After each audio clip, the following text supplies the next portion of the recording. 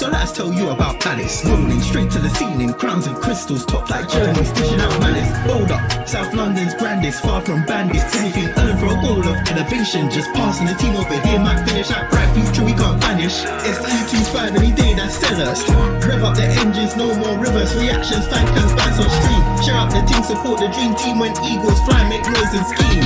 Dare to dream or dream to dare, taking a step to become supreme.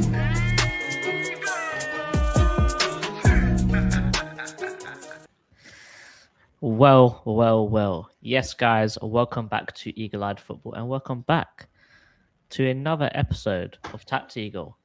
Once again, another European game that we are going to be TACT-EAGLing. We may not have done Man United or Wolves. Last one was Strasbourg. And we're not going to do who's next? City. I don't think we're going to do Brentford because most of the teams haven't changed. Really. Yeah. We need more people to get sacked so we can do more TACT-EAGLE. But yeah, we're back. Another Europa Conference League game. Our last away game in the group stage, which would be away to Shelbourne. Their ground is actually too small to hold European games, so they're playing at Shamrock Rovers ground. So it's in Dublin. So me and Dan, we will be there. We will be there. I'll be in the ground. Dan's still looking for a ticket to maybe get in the ground. Yeah. If anyone knows of 2 tickets, please let me know. Otherwise, I'll be watching it in a bar in Dublin. Yeah. Streets are saying Nate has a ticket and didn't get one for Dan or Joe. Yeah. Yeah. Come on. Anyways. Nikki said some words after stream yesterday, which I will not repeat. I will type it in the private chat to you though, mate, because I thought it was quite funny. Okay. I'm just trying to get the spelling right. I don't know if that's how you spell that word. The first one, that is.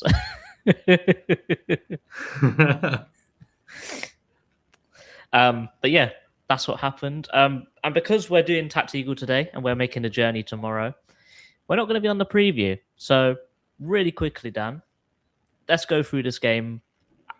Without before you actually looked at anything TACT-EAGLE wise, what were you thinking? I mean, I know who Shelbourne are, but that's just because I used to play Cork City on FIFA back in the day. And I won the Champions League for them actually. But they're not. You know, the League of Ireland isn't a particularly strong league in Europe. They actually originally qualified for the Champions League, and they got knocked out. No, they got through their first round, I believe, of the Champions League, and then they got knocked out in the following one. And then they're another team that then got knocked out in the Europa playoff, and then a playoff for qualifying, and then obviously then they got through to the Conference League.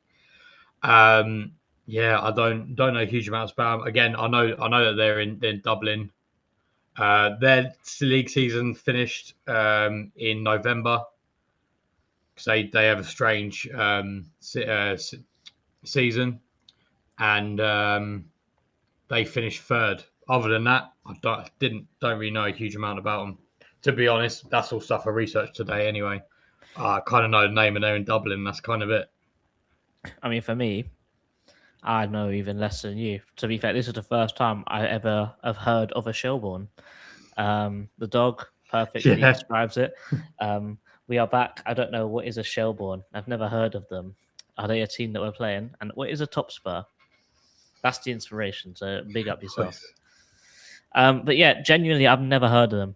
The only team in that whole league I've ever heard of is Shamrock Rovers. Yeah, I think the only reason I've heard of Shamrock Rovers is because Nate keeps talking about them. Yeah. If I never spoke to Nate, I wouldn't even know who they are either. Yeah. I mean, ironically, we're actually playing in their stadium, aren't we? Yeah, exactly. We're not playing at Tolka Park. We're playing at I can't remember how you pronounce it. Talay. I tell you what, it's going to be if you do get a ticket, it's going to be a mission to get to the ground. Have you seen how far away it is? Yeah, I've heard about this. It's actually actually, I'll tell you what. Let's get the Google Maps up. Let me share on Google.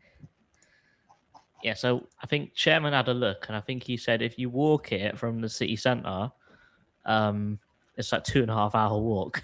Really? Okay, Yeah, I didn't and know it's it was that far. about and he said it's about an hour on the tram. And Really? bear in mind, going from one end to the other in the Croydon tram, I think that's Beckenham Junction all the way to the other end. I think that's about Wimbledon, 45 yeah. minutes. So it's longer than Yeah, that. it's not. Yeah, don't take that long to be fair. Oh, I love it. There's a place in Dublin called Irish Town. I love that. Anyway, Have you seen what's next to our? We're not going to tell you guys where we're staying, but have you seen what's next to our hotel? Dan? no. It's the Leprechaun Museum. Is it really? Yeah. Oh my god. Well, maybe we can go there.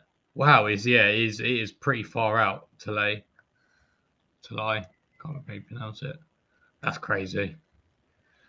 So if you go from there to, I don't know, not there. Whoa. Well, I need to show people where I was then. Whoa. That's not I don't good. know. Let's just say here. Wow, that is far, man. And then look at the Even travel the as well. tram. Sheesh. Yeah. So what me and Chairman said is, if you guys are going, if we all just split an Uber and go, it'll be way easier. Yeah. No, that's fair enough. I don't know where. Actually, what was just for comparison? Where is Tolka Park? That's actually there. Oh mate, That's look right how in the centre. Oh, come on, man. That would have been so much better. And do you not? Oh no, don't do that! Don't do that! Whoa! Whoa! Whoa! Twice in know where I live. 2 minutes. But yeah, that's because obviously this is like the for people. I mean, this will be I think the third or fourth time I've been to Dublin. This is like the tourist area, okay. Around here, I think over here's the Jameson's what's it called, distillery. I can't remember exactly where the Guinness brewery is. But yeah, this is probably where it is a bit of a concern, though, is there's a big storm there right now. Yes, So there is. There's been, I think I had a look, and there were like 40 something flights cancelled yesterday. Yeah, that earlier today. Yeah. I think we should be fine. I think we'll be okay. It's just a matter of how much of a knock on it's going to have. But I mean, to be honest, I feel like we're going a whole day early, so I think we'll be fine. I think as long as we, get there. To be honest, even if to be honest, even if we had to go Thursday morning, it wouldn't be the end of the world. It's only an hour flight. I say it's an hour flight. You're actually only in the air for like 30 minutes. Mm-hmm. But yeah. But overall, I've never heard of Shelbourne before. Saw it was a one in Ireland, and I thought, mate, everyone's going to go to that. Even though there's only, I think, 2,000 tickets were sold, I bet you there'll be thousands more Palace out there.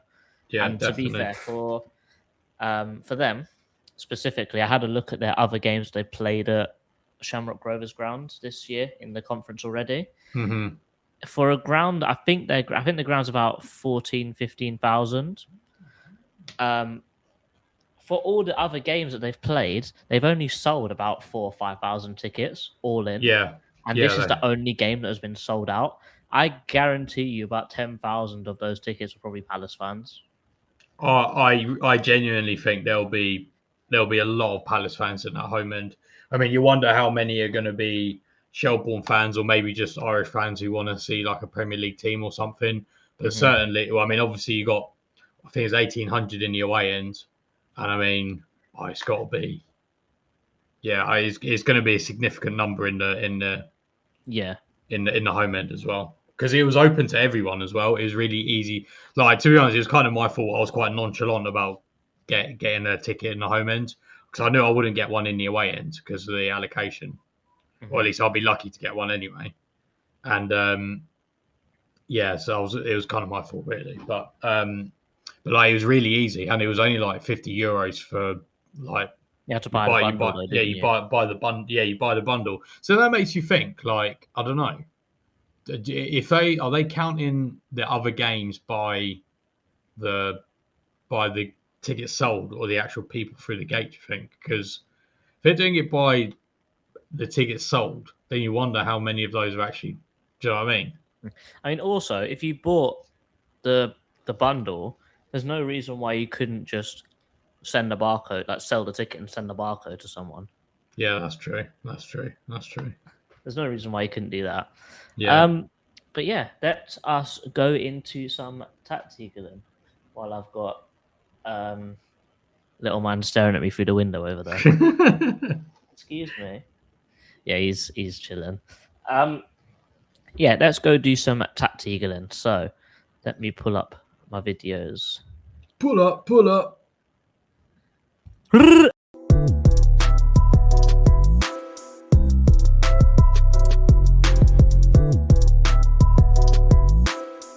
Unbelievable. We are so back. So I thought, as I normally do, I've got some, because I know Dan's got stats. I'll give you more information. Truce. So Dan's already kind of ruined half of it. Their Sorry. season finished in mid-November. So literally the last game they played before us was AZ Alkmaar on the 27th of November. So they've basically had 2 weeks to prepare for us, and we've had 3 days. I'm going to flip that. Okay. I'm going to flip that because I was thinking about this earlier. Is it an advantage for them, do you think? Like two weeks off. Do you not? I don't know. Because I was thinking about it. On the one hand, like obviously they will be kind of fresh. But then at the same time, it is like the end of the season for them. And also, if they haven't played for 2 weeks, because you argue maybe they're not match sharp, perhaps. I think you could. To be fair, I think you could look at it both ways. Yeah. Really, like mate, 2 weeks of rest. If they've been training and working on this game for 2 weeks, then you'd be in trouble. But you'd say, if they allowed them to go on holiday for a week and then they came back, that's a whole different story. We don't know what goes on in their training camp. We don't know what's happened. Yeah. But yeah, they haven't played for 2 weeks. So that could be a good thing or a bad thing. With their league being done, they did finish third, which is good in any league that you play, even though the league is very small. I think it only had 14 teams. Still good to be top three. In the last 8 games within the league, they were 8 games unbeaten, which is good to any level of football, really. However, they only have 1 point in the conference. Yeah, I saw that. Which shows the gap in class, really. And one thing that you're not going to like this, Dan. Go on.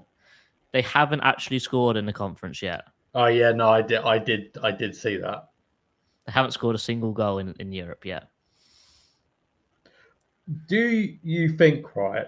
Because again, this was another thing that I saw and I thought about. I'm not too worried about to be honest. I think when I show the stats and we kind of talk about them a bit more, I think people see why they haven't scored a goal yet. But on 1 point, do you think they can even make, just to say for argument's sake, they beat us and they win their last game? Would that, I don't know, is this like the last chance saloon for them?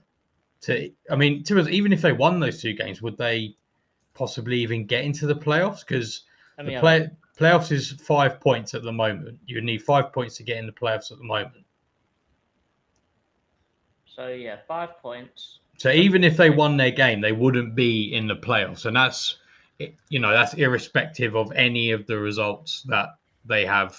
Anyone else above them has. So I don't know. I mean, mathematically, it's probably possible because what's that? 2 wins, they get 7 points. They're getting into the knockouts quite comfortably. I'd say. I reckon that 6 points is the gap to get in.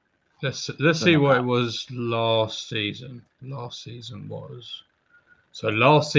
to get the playoffs, you needed. To be fair, you needed 7 points last season.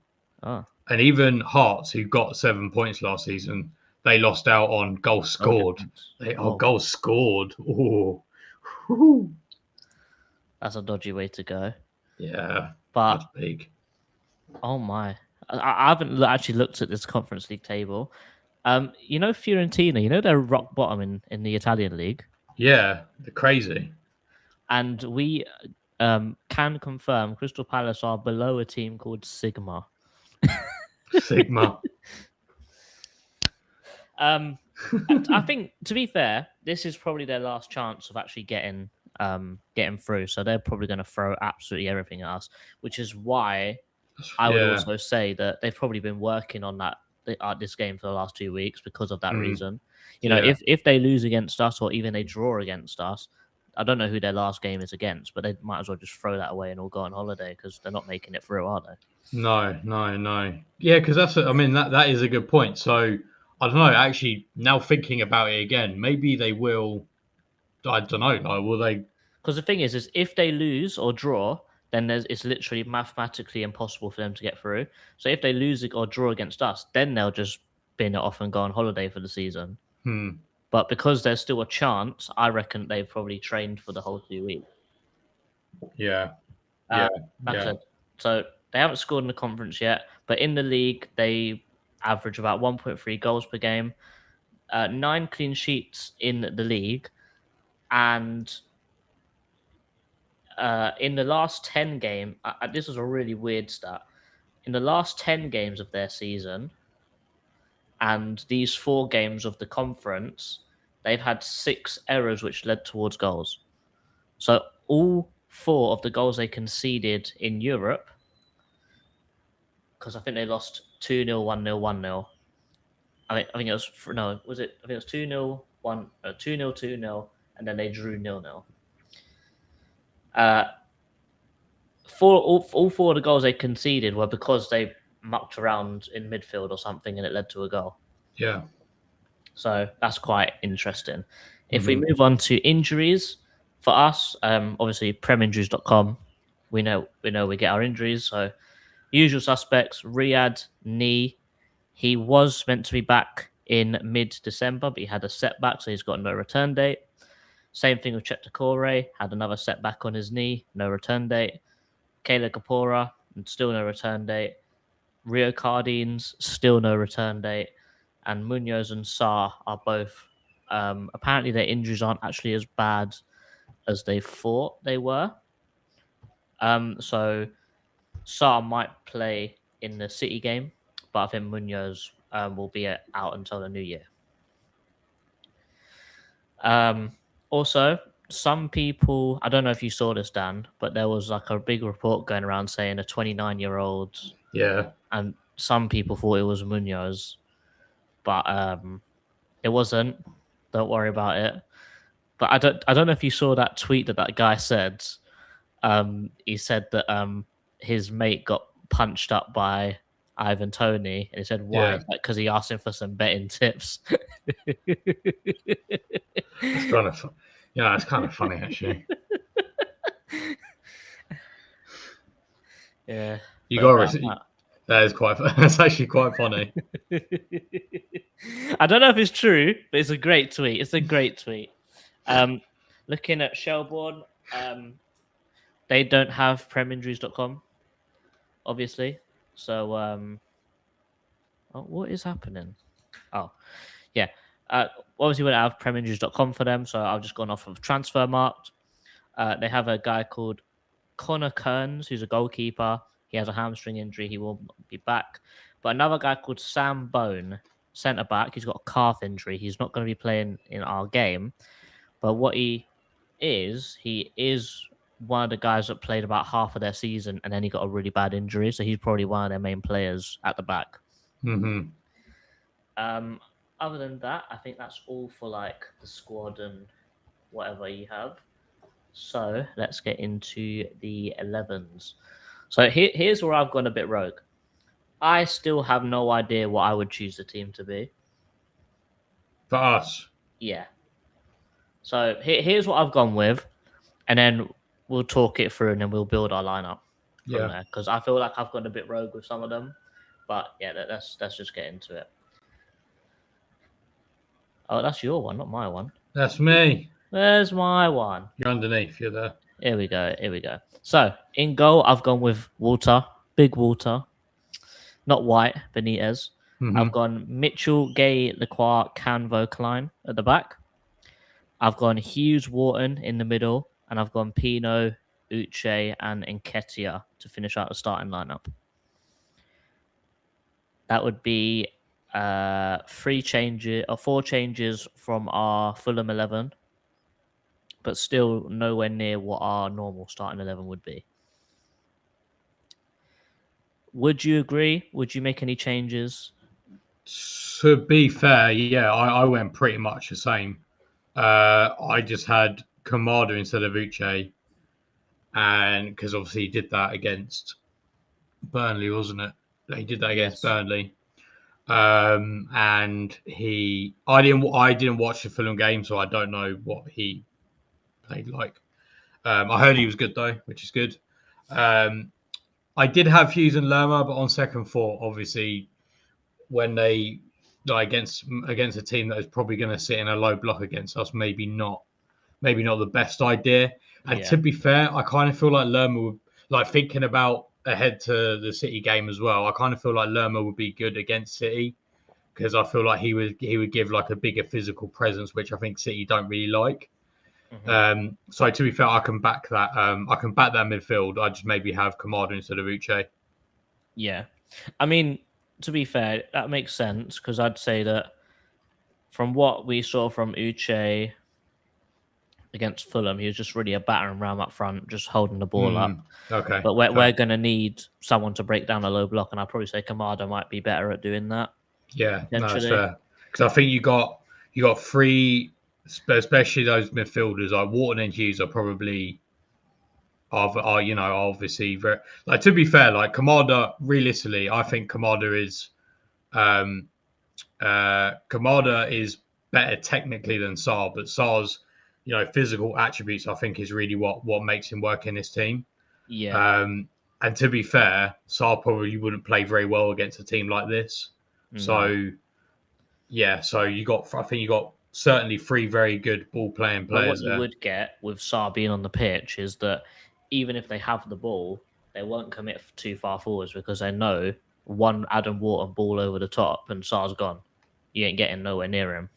With that in mind, do you think, like, if that makes them not commit players forwards, do you think that's maybe a good thing for us? But that's only if Sarr plays and he's injured. Oh, sorry, as in other way around. Sorry, so if because Sarr isn't playing, they'll commit more forwards. Well, put it this way: as we said, we struggle with breaking down a low block. Anything that we can do to pull them out of their shape, out of that block, then I think it'll be ideal, really. And I think the reason why I went with Nketiah is because I thought that the run that he made for the Fulham goal was so good that is something that would break a low block, that they just wouldn't see that coming. Whereas in that situation, you even saw it. Mateta was just holding off the centre back, whereas Nketiah was buzzing around making a run. And I think that's the perfect thing that we need to break it down. Yeah, and I just took, so I can see some people's comments about, like, with Mateta and obviously Nketiah on the wing rather than like Mateta. I agree with Ian, to be honest. I think if we can rest Mateta, I think that would be quite handy. I mean, we've still got him on the bench. Like, if worse comes to worse and it's 0-0 at half time, I'm sure Mateta will come on. Yeah, I agree. Going on to their side now. So in the league, they set up in a 4-3-3, 1 6 and 2 8s, and then 2 wide. And you got 2 wide wingers. But in the conference, they like to set up in a 4-5 and a 5-4-1. And basically, the DM will just slot back. That's basically all that happens, really. So most of the time, he will slot in at right centre back. So it'll be like that. So they basically play almost the same thing that we do.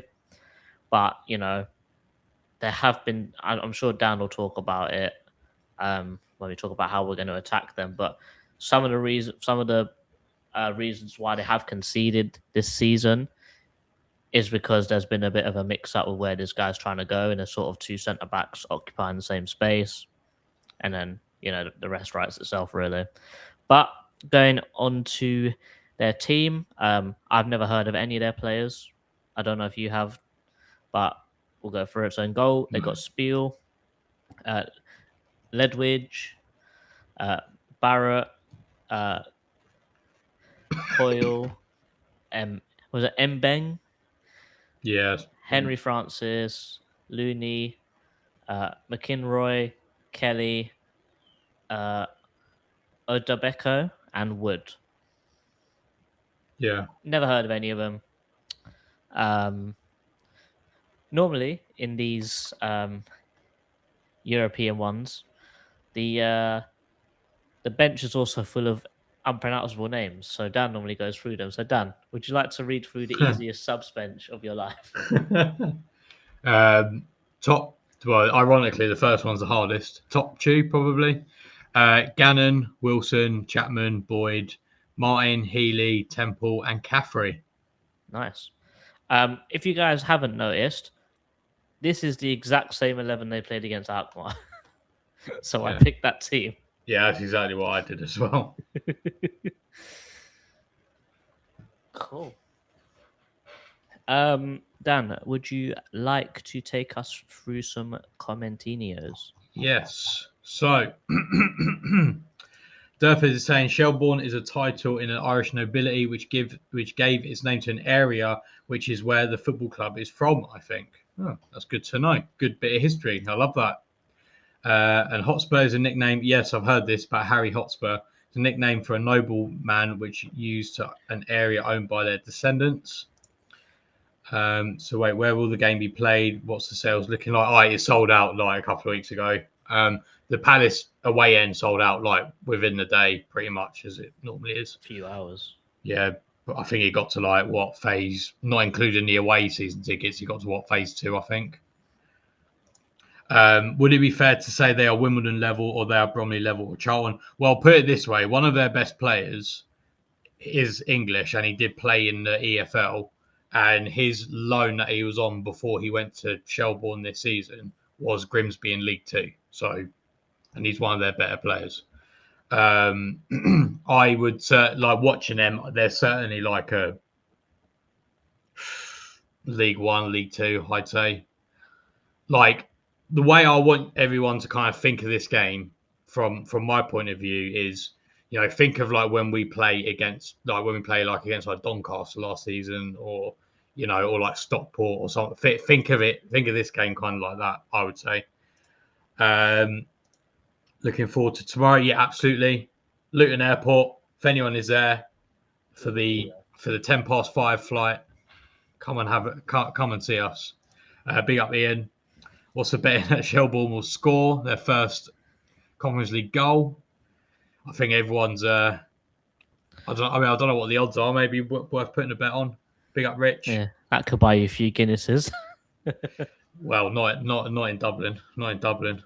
Oh. Maybe like 2 Guinnesses. Dublin's very expensive if people didn't know that. Especially if you go in the tourist areas. Max is 16th Maximum is 16th on 7 points. I think Shelbourne have a -4 goal difference. So they'd actually have to make up that goal difference as well. Okay, thanks for letting us know, Ian. I hope she's all good. Rich saying Munoz should be back for Sunday. Saar might be out until after AFCON. There was a thing about Saar the other day saying that they didn't think it was as bad as what they thought. I think it came out today. Yeah, I saw a thing today that said that it's a possibility Saar can be back for Man City. Yeah, so it actually is not too bad, hopefully. But yeah, hopefully. But for Munoz, I've just gone off of what it said on PremierNews.com. Yeah. I think Glasgow go strong. We need to win. See, that's the annoying thing I find about this is that, you know, had we put our chances away against Larnaca and Strasbourg, we could actually just play a very weak side. But yeah. I reckon even in that situation, I don't think Glasgow would have, because the higher up you finish in the top 8, so if you finish first, you literally play the lowest ranked winner of the after the knockouts. So ideally, so what? I think the knockouts is I think it's in March. 8. So it's the 9th to 24th.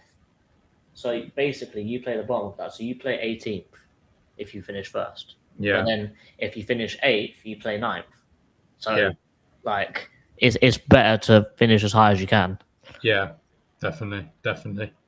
Doesn't Uche starting count towards obligation? So SA 45, possibly that is a possibility. I can't remember what the terms on that was, to be honest. Similar to Canvo, start Richards because you want to sub on Canvo, probably for Klein.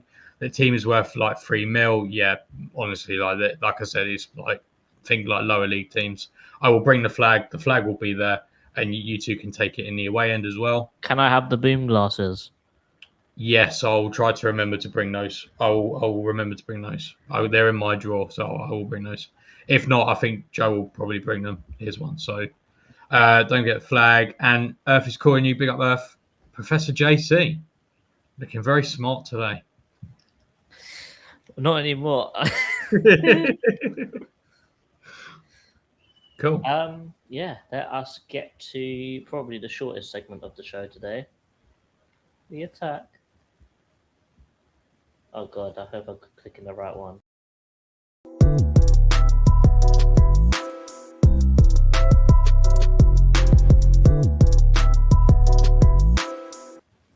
So, how do we attack a team, or how do they attack? How do they attack? Well, a team that's going to be sitting like this for, let's say, about 90% of the game, it's going to be quite hard because all I can really talk about. Okay, so you got a bit of distortion.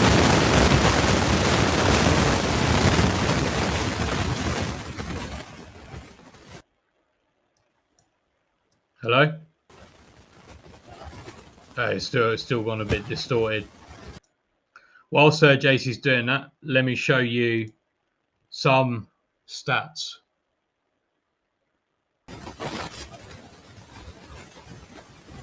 It's still distorted, JC. Or is it me? Is it me? Could be me.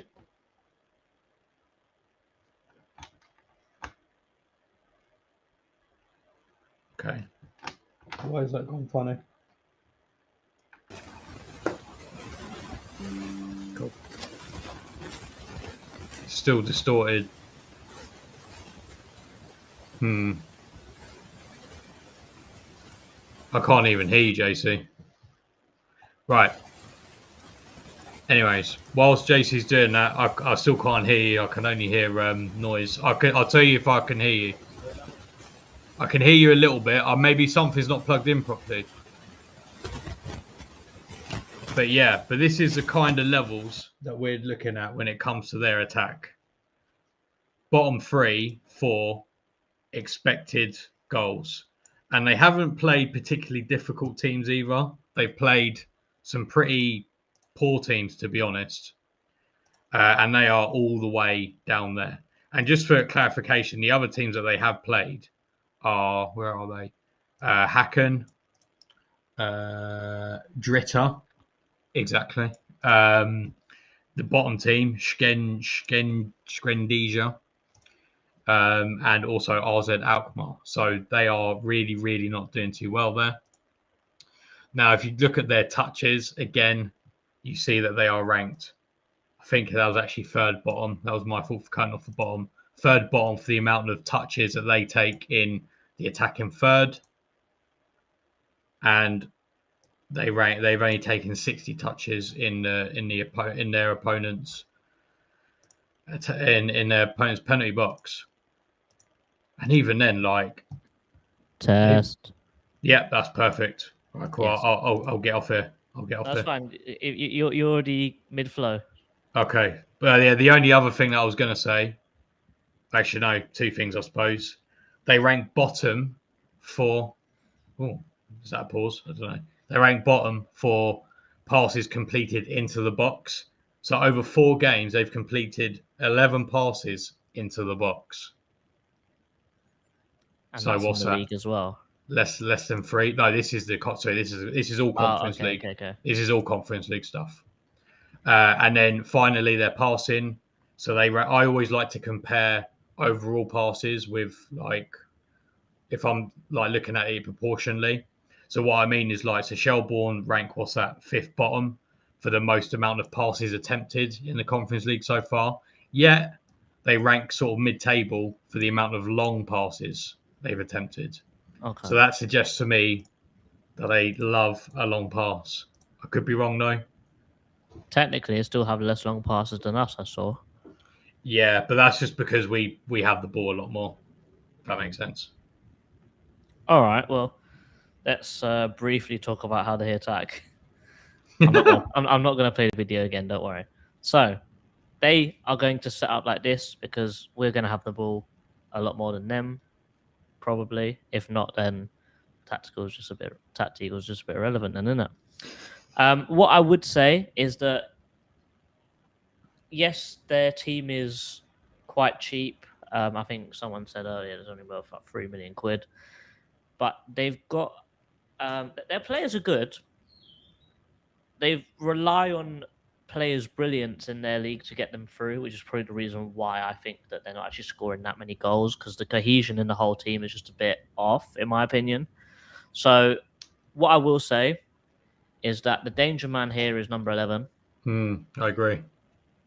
He reminds me of Mateta a little bit in the way, but in like a really weird way, because he's both-footed, which is one thing I will say for him. He's very good on his left and his right foot, and he's quite gangly, quite strong.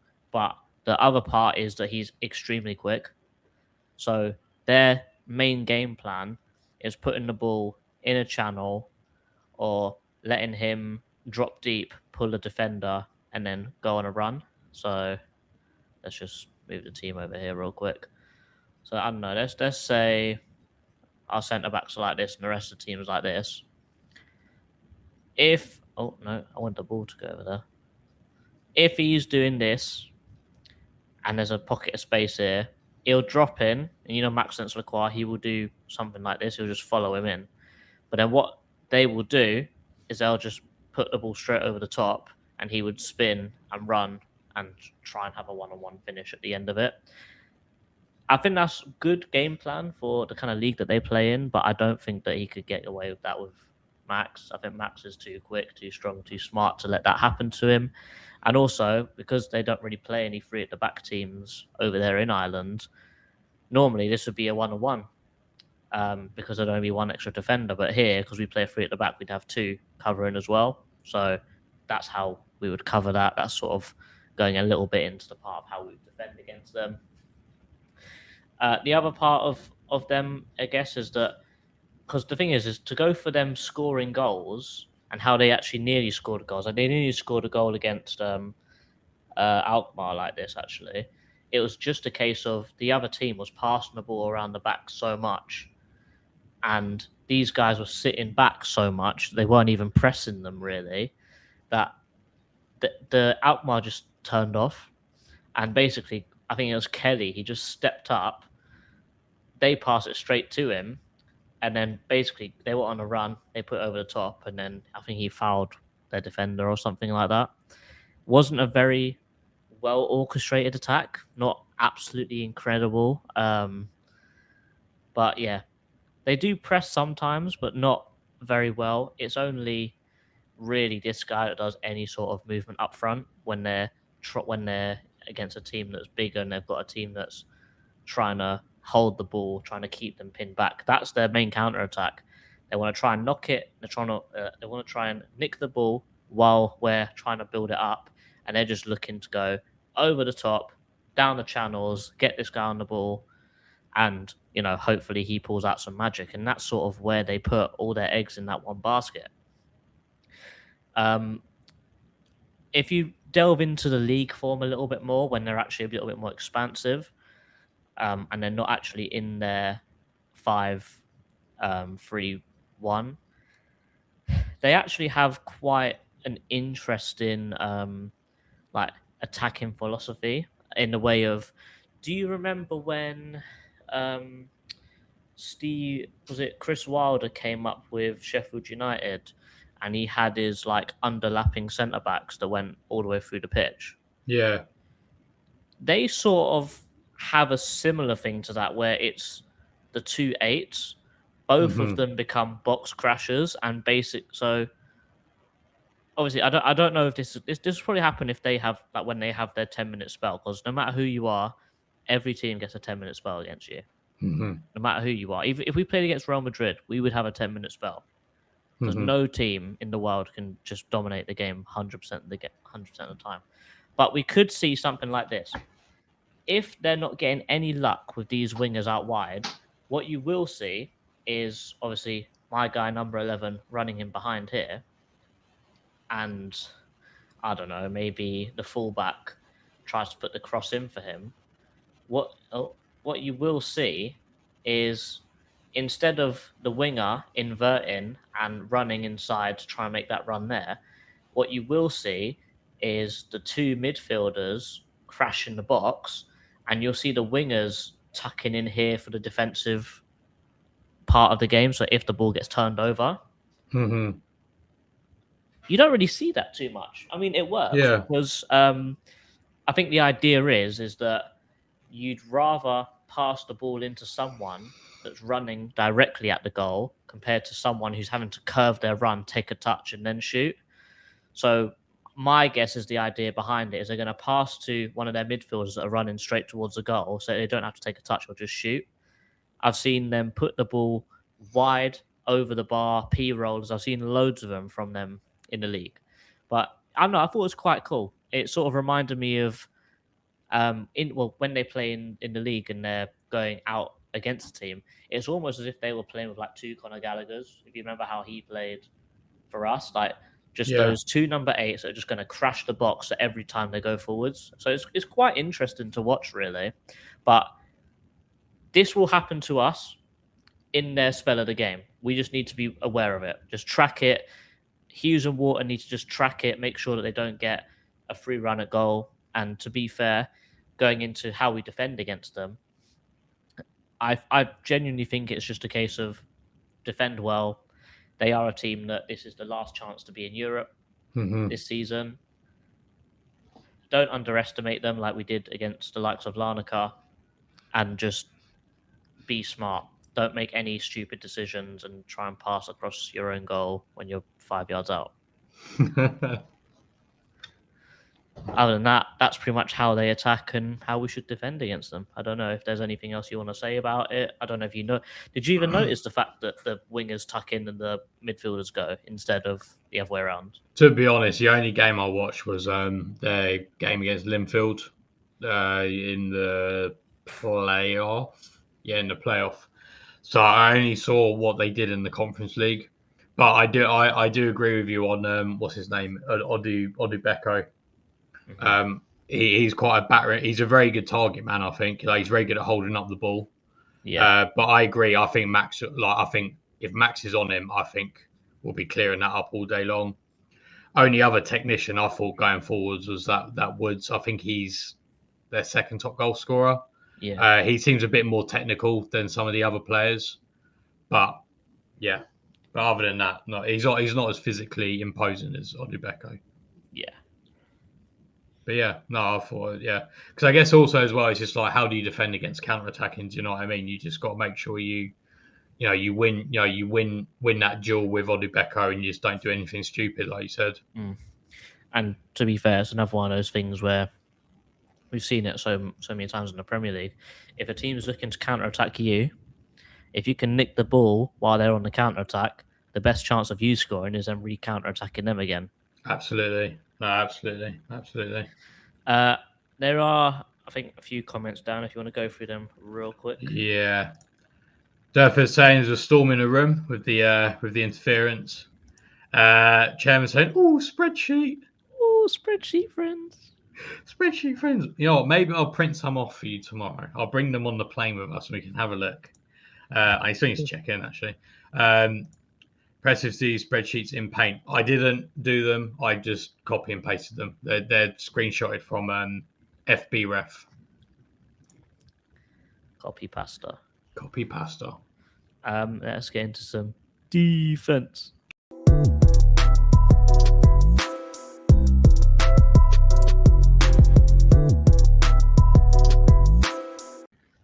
I mean, there's what can you say about this defense? like I said, I didn't watch any of their League of Ireland games. I didn't watch any of their highlights from it or anything like that. So I don't know. I don't know what they were like that in that. But in all honesty, I firmly believe they will defend. Is there any point in having these?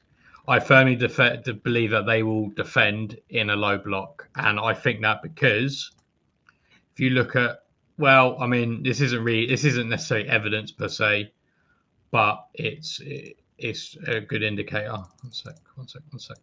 So this is the amount of touches that opponents of Shelbourne get. So as you can see, they give up the third most amount of touches to the opposition. So basically, they have like the third lowest possession.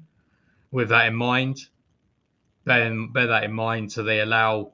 This is what their opponents have in the opponent's defensive penalty box, a bit further down. But then once you get to the mid-stage, the defensive third, again they start moving up. They allow the most touches of any team in the mid third. And then even in their defensive third, they still rank 1, 2, 3, 4, 5, 6, 7, 8, 9th. Oh, whoops. And then even in the defensive penalty box, that's 10th. Right. So basically they allow a lot of touches, especially in the middle third compared to other teams. And that's why I firmly believe they will be defending like this. Okay. They will literally be here like this, in their 4, like this, and they will be defending and hitting. And obviously it plays into how they're probably going to attack, target man, Odubeko, and, try and get some joy. So this isn't really necessarily a how to beat Shelbourne, but it's how to beat a low block, because that is obviously something we do struggle with. Firstly, you can possibly get it from a corner. So set pieces are going to be vitally important. I didn't think they were very good at defending set pieces, because it looked like when I watched the highlights of a lot of their games, and a lot of the highlights involved them conceding a set piece. So that's going to be extremely vital for us. Mm-hmm. How else do you beat a low block? There's 2 ways. You either, this is going to sound, for anyone who knows the John Barnes rap, you either get around it, or you make sure you don't play against it. Okay, 2 very simple concepts, probably harder to execute in real life. But as JC said, let's say that they do get a break, and we're kind of chasing back, and they've got their players forwards, and they've committed a couple of players forwards. Let's say, to be fair, their wing backs probably will attack. So, let's assume that they're like over here or something. Like they're over there. We're like kind of like coming back. Blah blah blah. I don't know, something like that, right? Let's just say something like that. You win the ball. Well, obviously, right now they are not in their low block. Could we maybe see a? Where's the? Oh, I can't remember where the shapes are. Yeah, there you go. So will you see? Say like, ooh, what the hell was that? Okay, I've never done that before. I'm never gonna do that again. Oh no! What the hell? Oh, who cares? Right. Anyway, so could you make a run there? The weirdest arrow you're ever gonna see. Could it be something like that? What the hell? That is terrible. That is really awful, isn't it? Could you see something like that? Could you see, again, maybe in this case, maybe it's a shame Sal's not playing, but could you see something like that? Or could maybe one of our fullbacks make a little break for it? Hit a long pass over the top, something like that. But the point is, you're catching them out of this position. Okay, but you're saying, okay, but what if they don't commit these players forwards? What if they, literally just have these 2 players and they're just kind of hoping for the best? Well, that's a good point. But let's say we have the ball here. This is something that I did notice. So let's say it's normally like this, isn't it? So something like that. Have our players here, have our double pivot here. So this is a time when they won't necessarily be in their low block, because they will, if sometimes they kind of did set up in like a free, so I'm guessing like you said, that midfielder kind of steps out. It's kind of like a 3-3-4 kind of shape. And they hold this even until over here. So let's say we've got the ball, like let's say we're pushed up here, right? Kind of looks something like that. They do this to obviously restrict, central progression. But let's say we do have something like this. What the hell? Something like that, right? Mm-hmm. We got the ball here. I think this is a fine position for us, because there's still lots of space here for us to attack in this particular. Whoops, sorry. They will be a bit tighter than this, sorry. So it will be more something like that, I guess. So you still have all of this space here. A clever run here. Let's say, I don't know, Sosa pushes up, so now he's having to be occupied by Mbeng, and then you have, I don't know, let's say, one of these players does a clever run, maybe Jeremy Pino, whatever, pulls a player away. Suddenly, these players are going to have to move over. In that time, can you ping a pass over the top? Something like that. I suppose this is where maybe having Wharton would be better, because obviously he's the most likely of any of these players to pick that pass. Let's say pass it there, Mm-hmm. and as he's receiving that pass, let's say that run does happen, and then suddenly you got a couple of runners there moving into these half spaces. Could we maybe find a space in there? That's how you are able to play against a team, without actually playing in their defense shape. And that's the whole premise of that's a big premise of the modern game. Like with Unai Emery baiting the press, Roberto De Zerbi obviously did it. We do it against teams to try and do that. And maybe as well, maybe when they are set up in this shape, maybe a bit higher up, rather than trying to play pretty football, maybe we do just lump it long to like an Nketiah and then just see where it falls. Then at least, even if we win that second ball, okay, maybe their midfield line is back, but these players here might not be back. So maybe we can hurt them in that way too. That's another way we could play them without them being in a defensive shape. Okay, let's say let's say they are in that defensive five. What do you do? Well, again, they'll have different shapes depending on where they are on the pitch. So this was something that we were really good at when Glasner came in for that first half of the season. But let's say they got that low block here.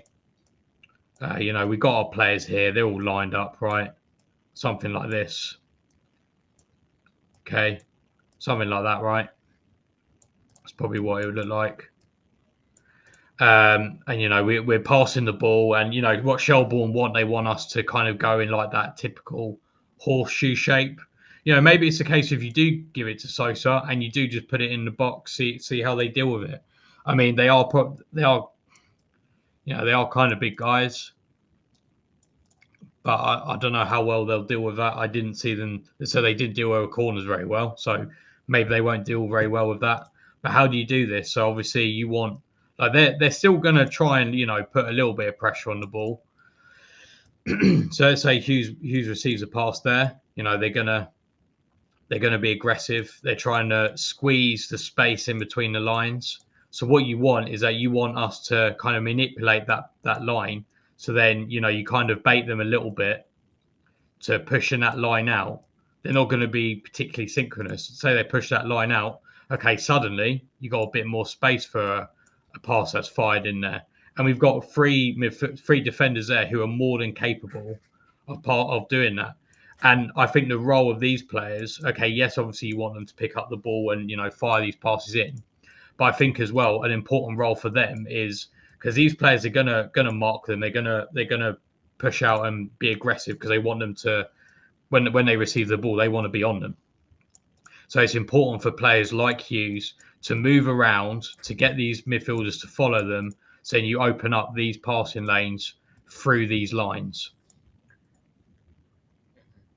and then it's at that point where you can fire one in, and then you are going to need to be quick. Do you know what I mean? It's not a case of receive the pass 1, 2, 3, 4, 5 touches. It's not a case of that. It's going to be a case of receive the pass it here, make another run, and then you can try and be quids in that way. That's another way you do it. You try and manipulate the lines of pressure, or again, like we said, again this is kind of linked, but rather than going through the middle, maybe I don't know. Let's say Hughes has moved the other way. Lacroix's got the ball. Hughes has moved there, fires that pass in, takes a turn. You can see Sosa, because they're going to defend narrow initially, unless the ball's passed out wide. Pass it out wide, and then try and whip a quick cross in. Maybe someone like Nketiah or Kamada can get on the end of that in that box, and that's it really. Like when you're trying against a low block, those are the kind of things you can do. You can either manipulate them to play in such a way that they won't be in a defensive shape. So, we either hit them very quickly from deep, play very direct, like Aston Villa do, for example, or we try. I don't think we can bait them in with a press, because I don't think they're going to press too vigorously up that high of the pitch. If we win a 1v1 battle on a counter, can we get it quick back to where they are? Also, I think we can exploit them in their mid block shape. There'll be like a 4-3-3. Can we just hit a long pass into the channels? Kind of like what they do, I suppose, really. Nketiah, very good at running those channels, I think, or at least he was when he was at Arsenal.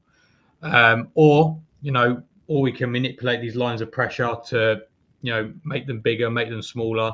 And then we've got to be quick, 1-2 touch passing in between those lines to really hurt them.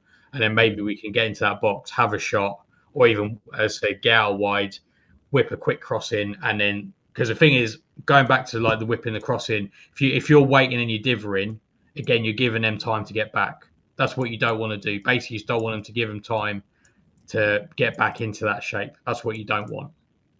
And yeah, like I said, Hughes and Wharton, whoever the midfield pivot is, very useful. Even if they're not on the ball, very useful, because they're going to be able to manipulate those midfielders into maybe moving around a little bit and then opening passing lanes for our 3 centre backs to be able to just fire direct passes into there. And I think that's pretty much it. And again, remember, like I said earlier, they are probably like a League One level, so their players will make mistakes. Mm-hmm. One thing I did like what you said, and I think I just want to elaborate on it a little bit more. I know how Glasner really likes his front three to be really close. I reckon that if they've got so many people in that back line and they're sitting as deep as they are, I think that having the Pino, Nketiah, Kamada, having those guys as close together as possible. Because if we do that and they go man for man for us and they're pulling everyone so narrow, it would mean that you would then leave Mitchell and Klein absolutely as like one-on-ones with them. But in my opinion, with what I think would happen, that if they tucked in this much, I reckon that the fullbacks would tuck in as well and leave this space out wide for the wing-backs. Yeah, they would. I agree. Because I think that they don't want to lose their shape, that if their centre-backs are moving in to try and stop our front three because of how close they are together, I reckon the wide guys will tuck in as well. They'll give us a space out wide to do whatever we want, really, out here. And this is in my opinion, it's probably the perfect opportunity for pretty much how we scored against Burnley, isn't it? Is it? You got Mitchell going down the touchline here. He goes, I don't know about that one. Mark makes himself available. Oh, not Mitchell, don't pass himself. Ball comes in. These guys start making the run in, and then Mark has got the opportunity to either put a nice, smart pass in behind here, or just do what he has been doing, whip a good cross into the back post, and your quid's in. Absolutely. I agree. I think we've got it pretty spot on there, JC. Well, let's hope it happens.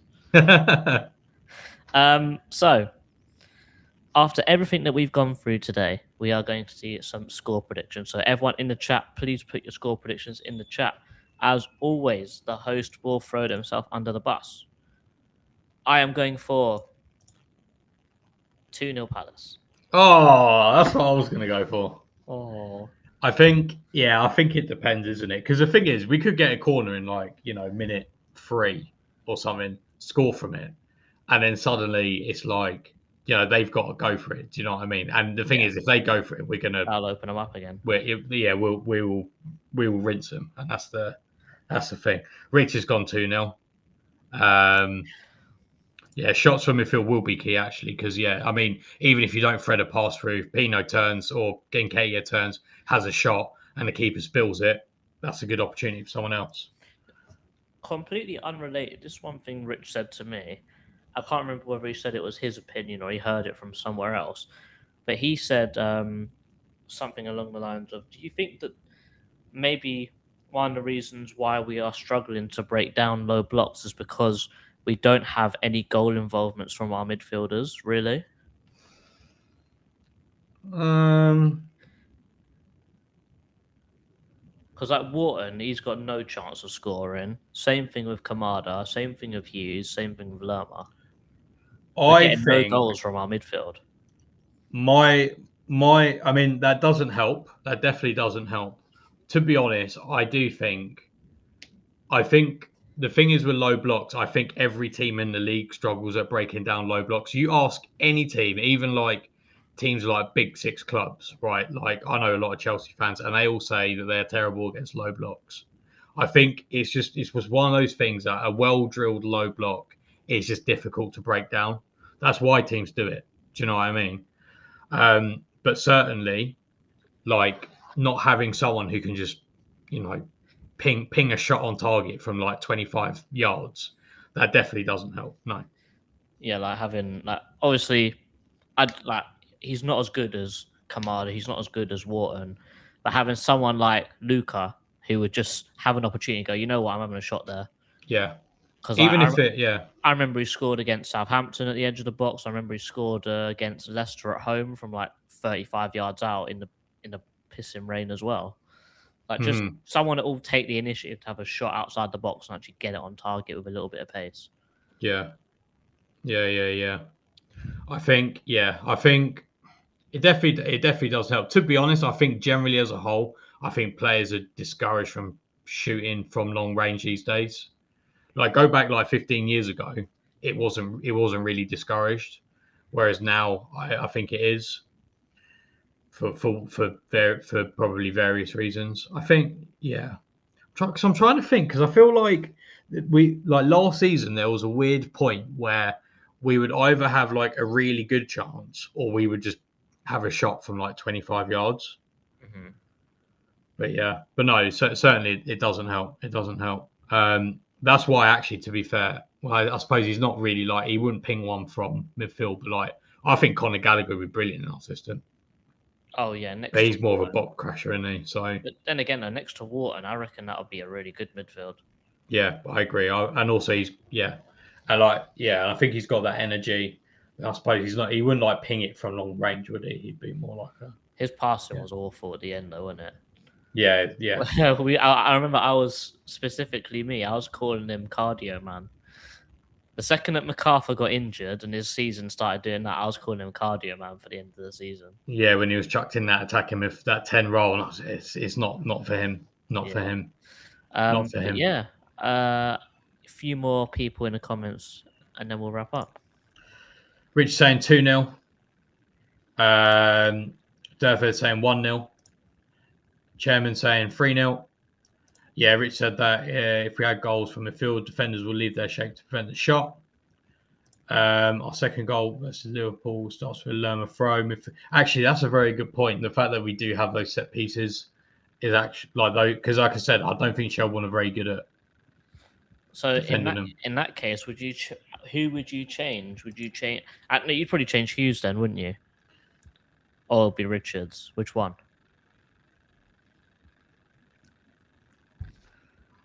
I saw a stat actually that said that Lerma's got the second longest distance-wise long throw in the Premier League. second to Brentford. What, being on average? KOD. No, furthest throw.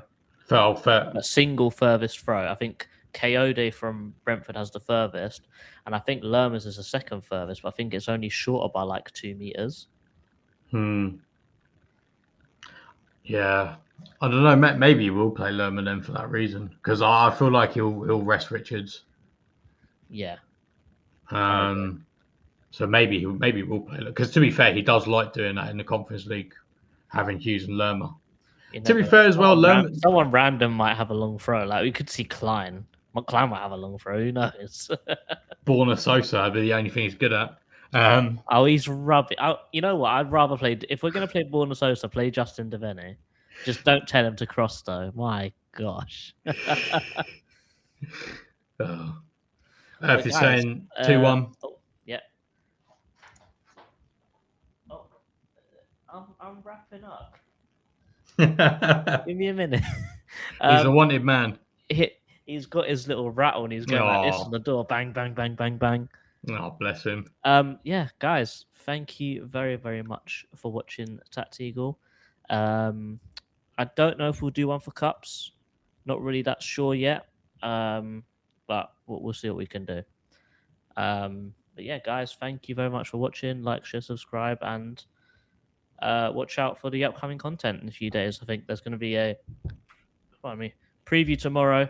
Me and Dan did our mini preview already because we're not going to be on it. The vlog is not coming out the same day because I have to fly home before I can even think about editing it. But yeah, a lot of content coming up, so I hope you guys enjoy. As always, up the Palace. Eagles! Ugh.